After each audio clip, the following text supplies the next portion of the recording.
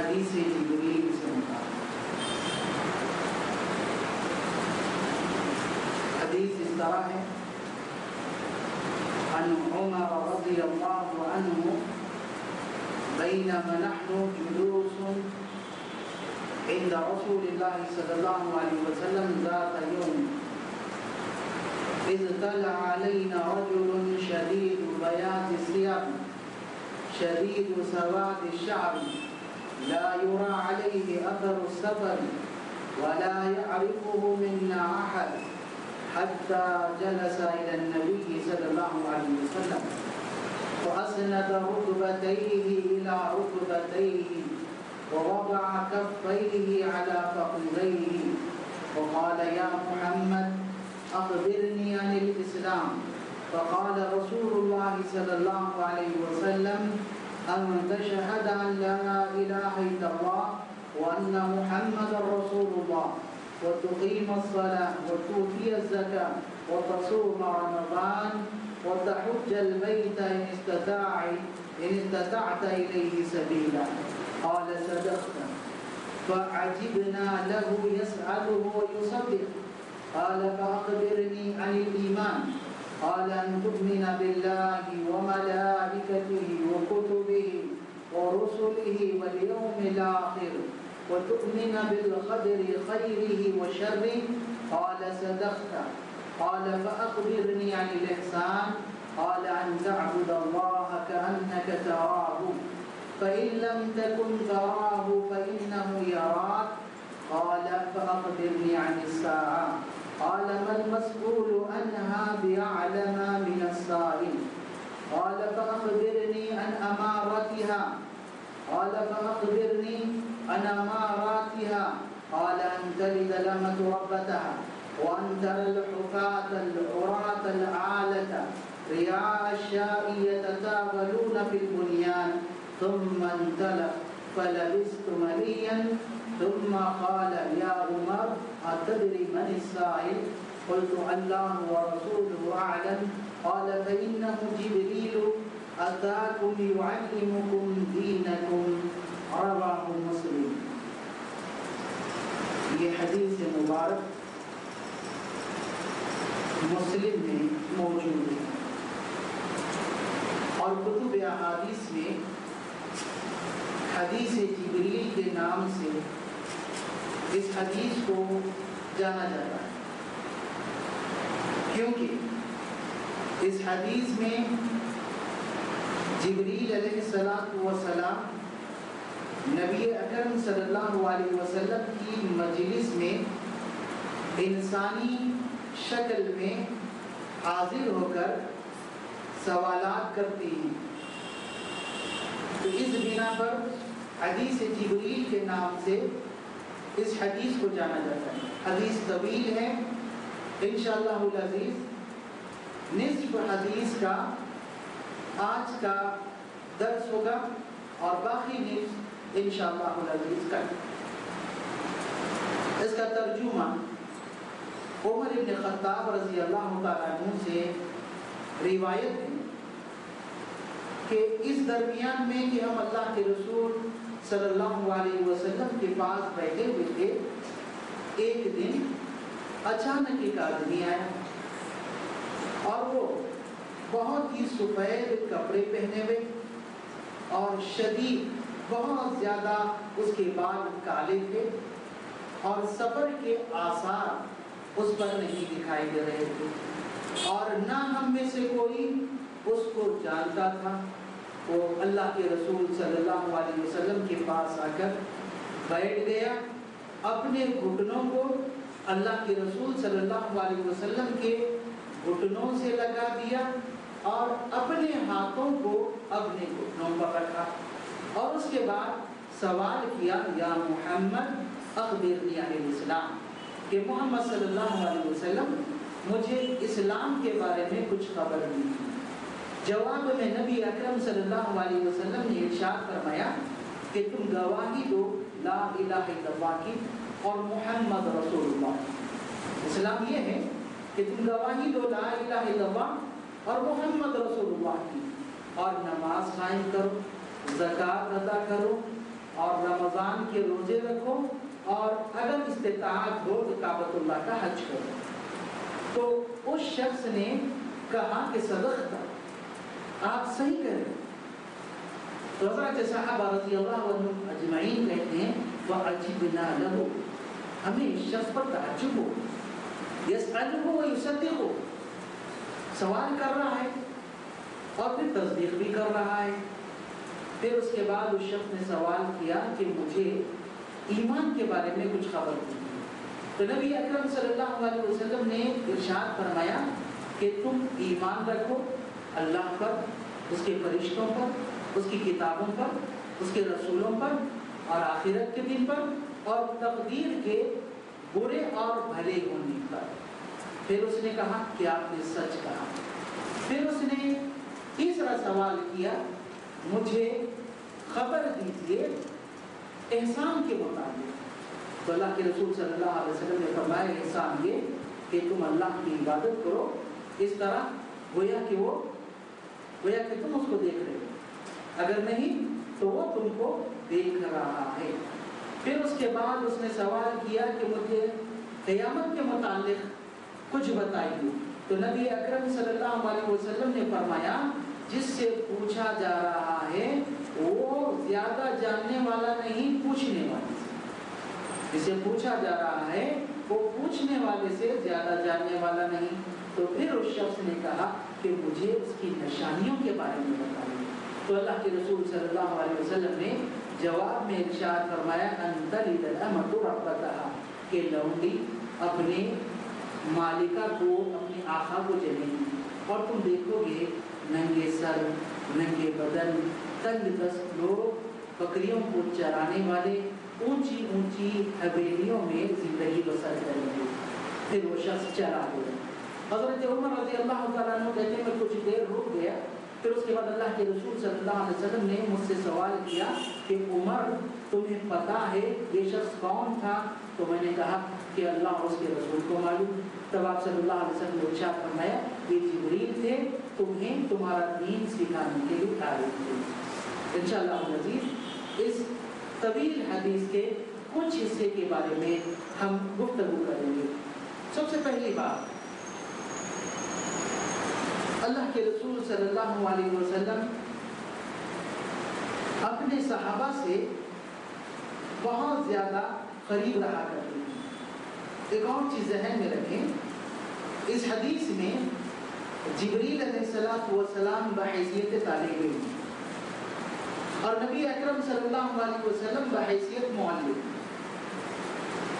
اللہ کے رسول صلی اللہ علیہ وسلم اپنے صحابہ سے زیادہ قریب رہا کرتے تھے انہیں تعلیم دینے کے لیے، جیسے کہ اس حدیث میں بھی ذکر ہے کہ ہم اللہ کے رسول صلی اللہ علیہ وسلم کے پاس بیٹھے ہوئے، تو ایک استاد کو طلباء سے قریب رہنی چاہیے اور استاد اور طالب علم کے درمیان سنجیدہ تعلق ہونی چاہیے۔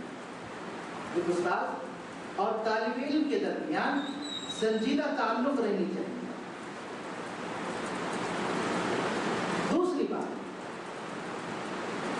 ادب کا پورا لحاظ رکھنا چاہیے طالب علم کو، جیسے کہ جبریل علیہ السلام اللہ کے رسول کے قریب ہوئے، یہاں تک کہ اپنے گھٹنوں کو آپ کے گھٹنوں سے ملا دیا اور اپنے ہاتھوں کو اپنے گھٹنوں پر رکھا، جو ادب کی ایک صورت ہے۔ ادب کا پورا لحاظ رکھنی چاہیے۔ ایک اور چیز اس حدیث سے ہمیں معلوم ہو رہی ہے کہ فرشتے کبھی انسانی شکل میں انسانوں کے پاس آتے ہیں، جیسے حضرت جبریل علیہ السلام اس حدیث میں صحابہ کے درمیان آ کر سوالات کیے۔ جب ہم آگے بڑھتے ہیں تو ایک اور سوال ہمارے ذہن میں آتا ہے کہ جبریل علیہ السلام نے سوالات کیے اور سوال کرنے کے بعد تصدیق بھی کی کہ آپ سچ کہہ رہے ہیں، اس کا مطلب پہلے سے علم تھا۔ تو کیا جس چیز کا علم ہو اس کے بارے میں سوال کرنا چاہیے؟ جس چیز کا علم ہو اس کے بارے میں محفل کے اعتبار سے سوال کیا جا سکتا ہے، تاکہ جس طرح آپ جانتے ہیں ویسے ہی دوسروں کو علم ہو جائے۔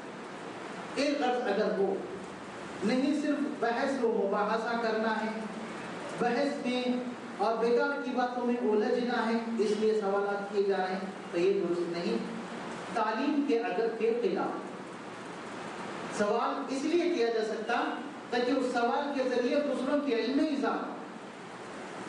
پھر اس کے بعد ایک اور چیز ہمیں معلوم ہوتی ہے کہ طالب علم کو اور استاد کو بالکل مخلص ہونی چاہیے، دونوں کو مخلص ہونی چاہیے۔ استاد کو تعلیم دینے میں اخلاص کا مظاہرہ کرنی چاہیے، اور طالب علم کو علم حاصل کرنے میں اخلاص کا مظاہرہ کرنی چاہیے۔ تو نبی اکرم صلی اللہ علیہ وسلم سے جبریل علیہ السلام نے پہلا سوال کیا کہ فَأَخْبِرْنِي عَنِ الْإِسْلَامِ، کہ اسلام کے بارے میں مجھے خبر دی۔ نبی اکرم صلی اللہ علیہ وسلم نے جواب میں ارشاد فرمایا کہ تم لا الہ الا اللہ کی شہادت دو، محمد رسول اللہ کی شہادت دو، نماز قائم کرو، زکوٰۃ ادا کرو، اور رمضان کے روزے رکھو، اور اگر استطاعت ہے تو کعبۃ اللہ کا حج کرو۔ سب سے پہلی چیز اسلام کی تفسیر نبی اکرم صلی اللہ علیہ وسلم نے اعضاء سے کیے جانے والے اعمال سے۔ اسلام کی تفسیر نبی اکرم صلی اللہ علیہ وسلم نے اعضاء سے کیے جانے والے عمل سے کی۔ سب سے پہلے شہادتین ہیں، لا الہ الا اللہ کی گواہی دینا، محمد رسول اللہ کی گواہی دینا۔ یہ کیسے ہوگا؟ زبان سے اقرار ہوگا، زبان سے اقرار ہوگا، اور دل میں یقین ہوگا، اور پھر اس کے تقاضوں پر اعضاء سے عمل ہوگا۔ تو اسلام کا تعلق ہے اعضاء سے کیے جانے والے اعمال سے۔ اس میں اللہ کے رسول صلی اللہ علیہ وسلم نے سب سے پہلے شہادتین کا ذکر کیا، لا الہ الا اللہ محمد رسول اللہ، لا الہ الا اللہ کی شہادت دو، محمد رسول اللہ کی شہادت دو۔ لا الہ الا اللہ کا معنی اللہ کے سوا کوئی حقیقی معبود نہیں۔ لا الہ الا اللہ کا معنی اللہ کے سوا کوئی حقیقی معبود نہیں۔ کیوں؟ لوگ اپنی جانب سے بہت سارے معبود بنا لیتے ہیں۔ یہودیوں نے اپنا ایک معبود بنا لیا، نصرانیوں نے اپنا معبود بنا لیا، اور دیگر مذہب والوں نے اپنی جانب سے اپنے اپنے معبود بنا لیے۔ تو حقیقی معبود سوائے اللہ کے کوئی نہیں۔ یہ معبود ہے یہ سارے، ان کا ہمیں انکار کرنا ہے کہ یہ کوئی بھی معبود حقیقی معبود نہیں۔ حقیقی معبود صرف اور صرف اللہ رب العالمین۔ اور پھر دوسرا محمد رسول اللہ۔ ایک چیز ذہن میں رہے، احادیث میں بہت سارے مقامات پر آپ پڑھیں گے کہ جو لا الہ الا اللہ کہے وہ جنت میں داخل ہوگا۔ اس میں محمد رسول اللہ کا ذکر نہیں۔ کہیں اور مقام پر ملے گا کہ جو لا الہ الا اللہ کہے وہ اپنے خون اور مال کی حفاظت کر لے۔ محمد رسول اللہ کا ذکر نہیں۔ تو کیا محمد رسول اللہ کا اقرار شہادت ضروری نہیں؟ نہیں۔ جہاں بھی لا الہ الا اللہ کا ذکر ہے وہ محمد رسول اللہ اس کے ساتھ شامل ہو۔ جہاں بھی لا الہ الا اللہ کا ذکر ہے محمد رسول اللہ وہاں شامل ہوگا۔ جیسے اللہ کے رسول صلی اللہ علیہ وسلم کا فرمان، من قال لا الہ الا اللہ دخل الجنہ، جس نے لا الہ الا اللہ کہا وہ جنت میں داخل ہو گیا۔ تو لا الہ الا اللہ کو اللہ کے رسول نے ایک علم کے طور پر استعمال کیا جس میں محمد الرسول اللہ بھی شامل ہے۔ تو جب بھی ہم لا الہ الا اللہ کی بابت کہیں گے تو محمد الرسول اللہ اس میں شامل ہے۔ اور پھر اس کے بعد اللہ کے رسول صلی اللہ علیہ وسلم نے اسلام کی تعریف میں دوسری چیز بتائی، ان تقیم الصلاۃ، کہ تم نماز قائم کرو۔ نماز پڑھنا الگ چیز ہے اور نماز قائم کرنا الگ چیز ہے۔ نماز پڑھنا کسی بھی طرح ہو سکتا ہے، کسی بھی طرح ہو سکتا ہے۔ انسان سستی سے پڑھ رہا ہے، کاہلی سے پڑھ رہا ہے، ناقص نماز پڑھ رہا ہے، سنن کی خلاف ورزی کر رہا ہے، یہ نماز پڑھنے میں داخل ہے۔ لیکن نماز قائم کرنا، اس میں نماز کو ادا کرنا اس کے آداب اور شرائط اور تعلیمات کے ساتھ۔ نماز قائم کرنا بولیں گے، نماز کو ادا کرنا اس کے آداب، شرائط اور اس کی تعلیمات کے ساتھ۔ اسی لیے قرآن مجید میں اللہ تبارک و تعالیٰ نے نماز قائم کرنے کا حکم دیا۔ بہت سارے مقام پر اللہ کا حکم اقیموا الصلاۃ اقیموا الصلاۃ، اور جہاں مومنوں کا تذکرہ کیا گیا وہاں کہا گیا یقیمون الصلاۃ، وہ نماز قائم کرتے ہیں۔ اور جہاں پر مذمت کی لوگوں کی، وہاں پر اللہ نے نماز قائم کرنے والوں کی مذمت نہیں کی، نماز پڑھنے والوں کی مذمت کی۔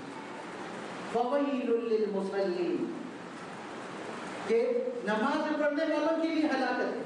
ایسے نماز پڑھنے والے جو اپنی نماز میں غفلت برتتے ہیں، دکھاوے کے لیے نماز پڑھتے ہیں۔ تو جو نماز قائم کرنے والے ہوتے ہیں وہ نماز کو اس کے آداب کے ساتھ، اس کے شرائط کے ساتھ، اس کی تعلیمات کے ساتھ ادا کرنے والے ہوتے ہیں۔ اسی لیے اللہ کے رسول نے کہا کہ تم نماز قائم کرو۔ پھر اس کے بعد اللہ کے رسول صلی اللہ علیہ وسلم ارشاد فرماتے ہیں وہ تؤتی الزکاۃ، زکات ادا کرو۔ زکات مال کا وہ مقررہ حصہ جو نصاب کو پہنچتا ہے اور 1 سال مکمل ہونے کے بعد اسے اس کے نصاب کے مطابق نکالا جائے، یہ زکات۔ ادا کرنا، مستحقوں کو دینا، جو اس کے مستحق ہیں، جو اس کے مصارف ہیں، ان مصارف میں خرچ کرنا۔ زکات کے مصارف کا اللہ رب العالمین نے ذکر کیا ہے سورہ توبہ آیت نمبر 60 میں۔ زکات کن لوگوں کو دینی چاہیے اس کا ذکر آیا ہے سورہ توبہ آیت نمبر 60 میں۔ اس کے بعد اللہ کے رسول صلی اللہ علیہ وسلم فرماتے ہیں وَتصُومَ رمضان، اور یہ کہ تم رمضان کے روزے رکھو۔ روزے کا مطلب یہ کہ انسان فجر کے آغاز سے پہلے سے غروب آفتاب تک کھانا پینا اور شہوت کو چھوڑ دیں اور تمام ممنوعہ کام اللہ کے لیے چھوڑ دیں، یہ روزہ ہے۔ یہاں پر ایک لفظ ہے تصوم رمضان۔ رمضان یہ ایک مہینے کا نام ہے جو معروف ہے۔ بہت سارے لوگوں نے یہ کہا کہ رمضان کو بغیر شہر کے نہیں استعمال کرنی چاہیے، یعنی صرف رمضان نہیں کہنی چاہیے، ماہ رمضان کہنی چاہیے۔ تو ضروری نہیں ہے، صرف رمضان بھی کہا جا سکتا ہے، جیسا کہ اللہ کے رسول نے یہاں پر فرمایا وَأَن تَصُومَ رَمَضَانَ۔ پھر اس کے بعد اللہ کے رسول صلی اللہ علیہ وسلم نے ارشاد فرمایا حج کرو اگر وہاں تک پہنچنے کی تمہیں استطاعت ہو۔ تو ان اعمال کو اللہ کے رسول صلی اللہ علیہ وسلم نے اسلام کے نام سے بیان کیا کہ اسلام کی اس لفظ سے وَأَن تَحُجَّ الْبَيْتَ إِنِ اسْتَطَاعَ إِلَيْهِ سَبِيلًا، ہمیں ایک اور بات معلوم ہوگی، یہ 5 چیزوں میں شہادتین پہلے، اس کے بعد 4 عمل، نماز، روزہ، زکات اور حج۔ نماز فرض بھی، اس کے بعد روزے فرض ہوئے، زکات فرض ہوئی اور حج فرض ہوا سب سے آخر۔ تو اس جملے سے کہ اگر وہاں تک پہنچنے کی تمہیں استطاعت ہو تو حج کرو، ہمیں یہ معلوم ہو رہا ہے کہ یہ حدیث حج کے فرضیت کے بعد کی ہے۔ پھر اس کے بعد جبریل علیہ السلام کہتے ہیں کہ صدقت، آپ نے سچ کہا، یعنی آپ نے کسی سے سوال کیا اور وہ جواب دے رہا ہے آپ کو، تو مکمل جواب کی سماعت کرنی چاہیے، اچھی طرح سننا چاہیے، اس کے بعد آپ کہہ سکتے ہیں، درمیان میں نہیں۔ ادب علم کا، تعلیم کا ادب یہ کہ آپ نے سوال کیا اور جو جواب دے رہا ہے اس کے جواب کو مکمل طور پر سنیں، جب اس کی بات ختم ہوئے تب ہی دوسرا سوال کریں، دوسری بات۔ تو اللہ کے رسول صلی اللہ علیہ وسلم کا پہلا جواب مکمل ہو۔ اب دوسرا سوال جبریل علیہ السلام کا کہ اخبرنی عن الایمان، کہ مجھے ایمان کے متعلق بتائیے۔ تو اللہ کے رسول صلی اللہ علیہ وسلم نے ارشاد فرمایا کہ تم اللہ پر، اس کے فرشتوں پر، اس کی کتابوں پر، اس کے رسولوں پر، آخرت کے دن پر، تقدیر کے بھلے اور برے ہونے پر ایمان رکھو۔ یہاں ایمان کے ساتھ جن اعمال کو اللہ کے رسول نے بیان کیا ان کا تعلق دل سے، تو معلوم ہوا کہ ایمان کا تعلق دل کے اعمال سے، اسلام کا تعلق اعضاء سے ہونے والے اعمال سے، اور ایمان کا تعلق دل سے جو اعمال ہوتے ہیں ان سے۔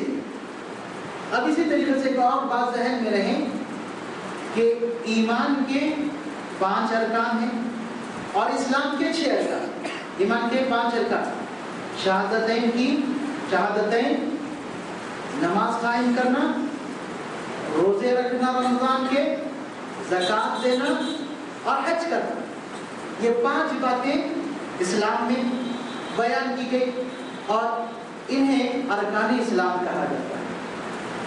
اور ایمان کے سلسلے میں اللہ کے رسول صلی اللہ علیہ وسلم نے 6 باتوں کا ذکر کیا۔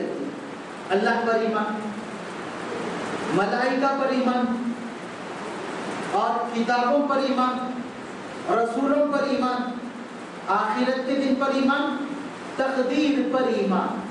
6 باتیں، اس کو ایمان کے ارکان کہا جاتا ہے۔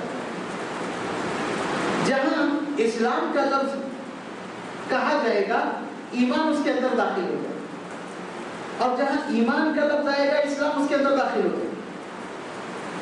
اسلام الگ چیز ہے، ایمان الگ چیز ہے۔ ایک آدمی مسلمان ہو گیا،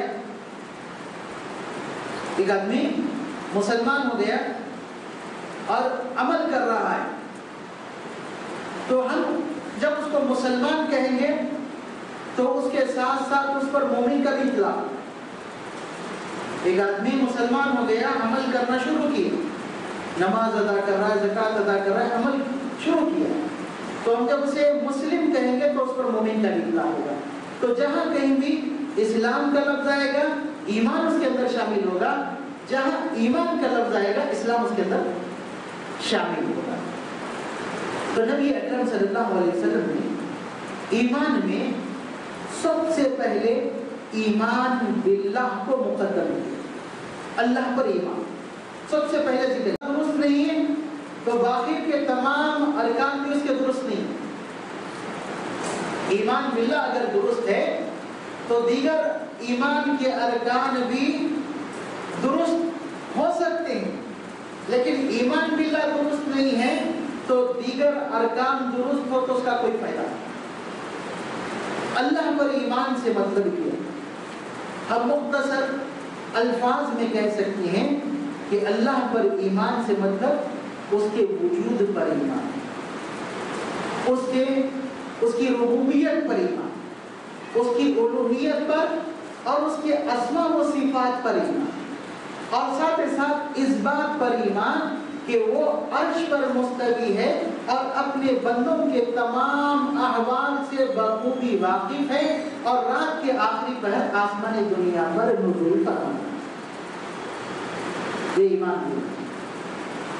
مختصر الفاظ میں اللہ کے وجود پر ایمان، اس کی ربوبیت پر ایمان، اس کی الوہیت پر ایمان، اسماء و صفات پر ایمان، اور ساتھ ساتھ اس بات پر ایمان کہ اللہ رب العالمین عرش پر مستوی ہے، جس کا قرآن مجید میں بہت سارے مقامات پر ذکر کیا گیا، اور اللہ کے رسول صلی اللہ علیہ وسلم کے حدیث کے مطابق وہ آسمان دنیا پر نزول فرماتا ہے، اور اللہ رب العالمین عرش پر ہوتے ہوئے بھی اپنے بندوں کے تمام احوال سے واقف ہے، ہر چیز کا اس نے احاطہ کیا ہے، اور وہ اپنے علم کے ساتھ ہر جگہ موجود ہے، اور ذات کے اعتبار سے وہ عرش پر مستوی ہے۔ یہ ایمان باللہ کا مختصر مطلب سمجھ میں ہے۔ پھر اس کے بعد اللہ کے رسول صلی اللہ علیہ وسلم نے ذکر کیا ایمان بالملائکہ، فرشتوں پر ایمان۔ اللہ رب العالمین نے جہاں جن و انس کو پیدا کیا، وہی فرشتوں کو بھی اللہ رب العالمین نے پیدا کیا، اور پھر فرشتوں پر ایمان کی بہت ساری تفصیلات ہیں۔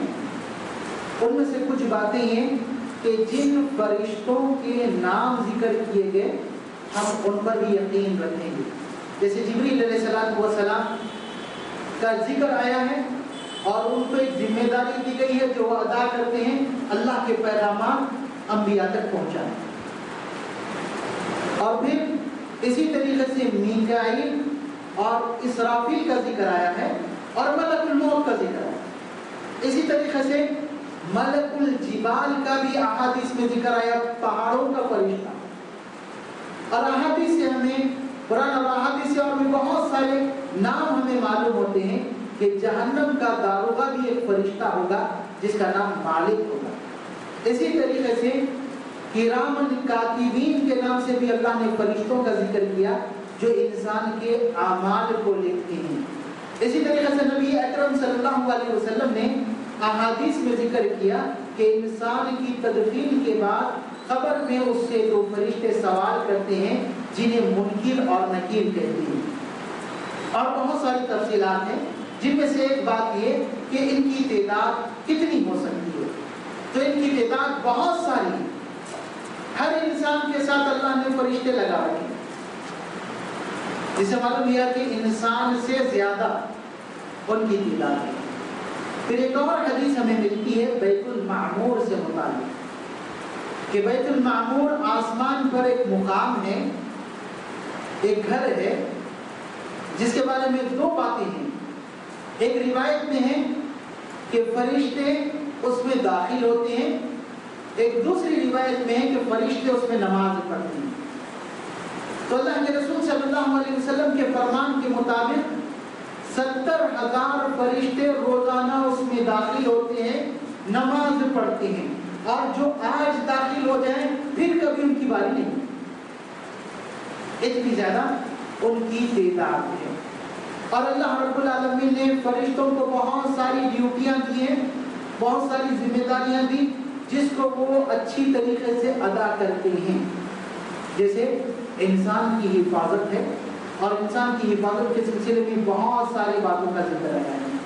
اسی طریقے سے اللہ رب العالمین نے جہنم پر مقرر فرشتوں کا بھی ذکر کیا کہ علیہا ملائکۃ غلاظ شداد، کہ جہنم پر اللہ رب العالمین نے بڑے شدید اور سخت قسم کے فرشتوں کو مقرر۔ کتابوں پر ایمان سے متعلق بات یاد رہیں کہ اللہ تبارک و تعالیٰ نے رسولوں پر کتابوں کو نازل کیا، رسولوں پر کتابوں کو نازل کیا، اور آسمان سے نازل ہونے والی کتابوں کی تعداد بہت زیادہ ہے، لیکن 4 کتابیں بہت زیادہ مشہور ہوئی ہیں جن کو ہم سب جانتے ہیں، انجیل، تورات، زبور، اور پھر قرآن مجید، جو تینوں کے لیے ناسخ ہیں، ان کو منسوخ کر دیا۔ قرآن مجید کے بعد ان پر عمل درست نہیں۔ اسی طریقے سے اللہ رب العالمین نے بہت سارے انبیاء کو صحیفے بھی ہیں جن میں ابراہیم علیہ السلام اور موسیٰ علیہ السلام کا ذکر کیا گیا کہ اللہ نے دونوں کو صحیفے دیے. اور پھر قرآن مجید میں اللہ تبارک و تعالیٰ نے تمام انبیاء کا ذکر نہیں کیا, کچھ انبیاء کا ذکر کیا ہے, کچھ ہی انبیاء کا ذکر کیا گیا. اور پھر جن انبیاء کا ذکر کیا گیا اس میں سے اولو العزم من الرسل, رسول میں عزم والے رسول, عزم والے, صبر کرنے والے اور پختہ عزم کے ساتھ جد و جہد کرنے والے اور اپنے قوم کے ساتھ دعوت و تبلیغ کے معاملے میں پیش آنے والی تکلیفات پر صبر کرنے والے, اولو العزم من الرسل. اب سوال یہ ہے اولو العزم من الرسل کسے کہتے ہیں؟ تو اس بارے میں بہت ساری باتیں ہیں. ایک بات یہ کہ تمام رسول اولو العزم. ایک دوسری بات یہ کہ سورہ انعام میں اللہ تبارک و تعالیٰ نے 18 انبیاء کا ذکر کیا, وہ اولو العزم من الرسل. لیکن زیادہ راجح قول یہ کہ اولو العزم رسل سے مراد 5 رسول, اولو العزم رسل سے مراد 5 رسول ہیں. نوح علیہ السلام, ابراہیم علیہ السلام, موسیٰ علیہ السلام, عیسیٰ علیہ السلام اور محمد رسول اللہ. یہ 5 رسولوں کو اولو العزم من الرسل کہا جاتا ہے. اور ایک اور چیز اچھی طریقے سے ذہن میں بٹھائیں کہ اللہ تبارک و تعالیٰ نے انبیاء علیہ السلام کو جو جو احکامات اور جو باتیں اپنی امت کو بتانے کے لیے پابند کیا, انبیاء نے اس کو پوری امانت داری سے اپنی امت تک پہنچایا, کوئی بات نہیں چھوڑی. انبیاء علیہ السلام نے اللہ کی جانب سے بتائی ہوئی ساری باتوں کو اپنی امت تک پہنچایا. اس میں کوئی کوتاہی نہیں تھی, بلکہ پوری امانت سے انہوں نے اس کام کو ادا کیا. کیونکہ بہت سارے لوگوں کی بہت ساری ایسی باتیں آتی ہیں جن سے معلوم ہوتا ہے کہ انبیاء سے یہ باتیں چھوٹ گئی تھی, ان کو بعد میں معلوم ہوا, اس واسطے وہ بڑا ہو جائے. نہیں, انبیاء نے اللہ تبارک و تعالیٰ کی جانب سے ملی ہوئی تمام باتوں کا اپنی امت کو, تمام باتوں کو اپنی امت تک پوری امانت داری سے پہنچایا. تو یہ انبیاء علیہ السلام پر ایمان ہوا. تو ایمان کے کتنے ارکان؟ 6 ارکان. ذکر کتنے ارکان کا کیا ہم نے؟ ایمان کا مطلب اللہ کے وجود پر ایمان, اس کی ربوبیت پر, الوہیت پر, اس کے اسماء و صفات پر, اور اس بات پر ایمان کہ وہ عرش پر مستوی ہے, اپنے بندوں کے اعمال سے بخوبی واقف ہے, اور وہ رات کے آخری پہر آسمانی دنیا پر نزول فرماتا ہے. پھر اس کے بعد ملائکہ پر ایمان, فرشتوں پر ایمان, جس کے بارے میں اختصار کے ساتھ کہا گیا کہ جن کا نام ذکر کیا گیا ان کے بارے میں بھی ہم یقین رکھیں گے, جن کا نام ذکر نہیں کیا گیا ان کے بارے میں بھی ہم یقین رکھیں گے. اور تمام فرشتے جن کا احادیث میں ذکر کیا گیا, جن کی ذمہ داریوں کا ذکر کیا گیا, ان کے بارے میں بھی ہم یقین کریں گے. ایک اور چیز, فرشتے بھی اللہ تبارک و تعالیٰ کے پیغامات پر پوری طریقے سے عمل کرنے والے, اللہ نے جو بھی حکم دیا اس پر عمل کرنا.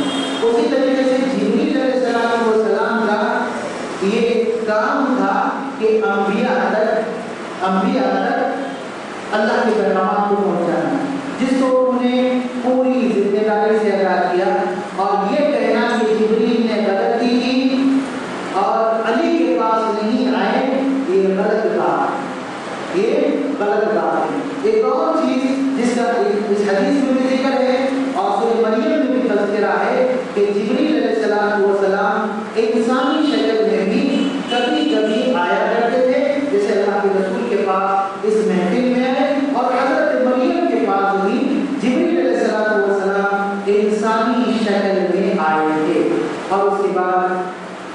کتابوں پر ایمان، اللہ نے جتنی کتابیں نازل کی ان پر ایمان، اور پھر رسولوں پر ایمان، اور رسولوں کے ایمان کے سلسلے میں جن رسولوں کا ذکر کیا گیا ان پر بھی ایمان، جن کا ذکر نہیں کیا گیا ان پر بھی یقین رکھنا، اور پھر ان رسولوں میں 5 اولوالعزم رسول ہیں، وہ ہیں حضرت نوح علیہ السلام، ابراہیم علیہ السلام، موسیٰ علیہ السلام، عیسیٰ علیہ السلام، اور ہمارے نبی محمد صلی اللہ علیہ وسلم۔